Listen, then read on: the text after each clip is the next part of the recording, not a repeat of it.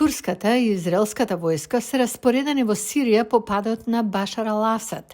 Тензиите веќе беа високи околу војната меѓу Израел и Хамас и аналитичарите предупредуваат дека ризикот од нова регионална конфронтација расте. In essence, Turkey is a neighbor to Israel. Во суштина, Турција е сосед на Израел од север, што не е нешто што го имавме порано. И Израел се плаши дека Сирија повторно ќе се користи за трансфер на оружје од Иран во Сирија и затоа ќе треба да действува во иднина во Сирија. И ситуацијата на турските сили во Јужна Сирија ќе создаде проблем за Израел и ризик за конфронтација. Извештајот на израелската влада предупредува на тој ризик. Јавната поддршка на израелскиот министер за надворешни работи на сириските курди, која Анкара ги означи како терористи, дополнително ги разгоре тензиите. И израелските и турските лидери тврдат дека имаат блиски врски со новоизбраниот председател на САД Доналд Трамп, а аналитичарите велат дека тоа би представувало тежок избор за Трамп.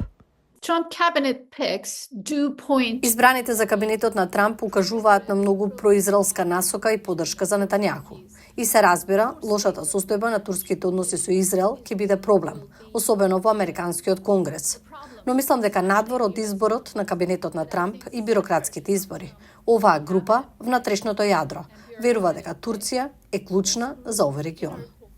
Турскиот председател Реджеп Тајип Ердоган сака улога во посредувањето за прекин на огнот во Газа.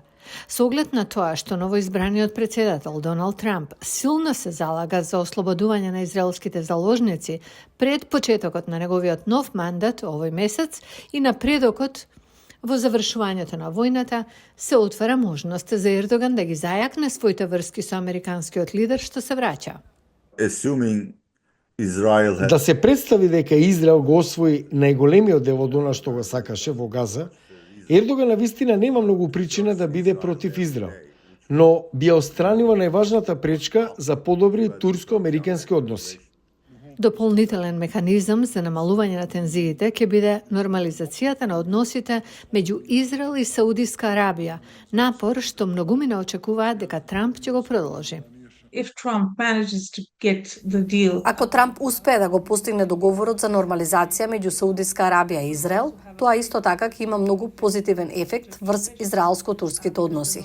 Затоа што договорот за нормализација со Израел и Саудиска Арабија ќе има палестинска компонента, а тоа ќе релаксира дел од тензиите меѓу Израел и Турција за палестинското прашање. Пред војната во Газа, односите меѓу Турција и Израел почнаа да омекнуваат, но засега војските на двете регионални сили се соочуваат во Сирија со закана од натамошна ескалација на тензиите.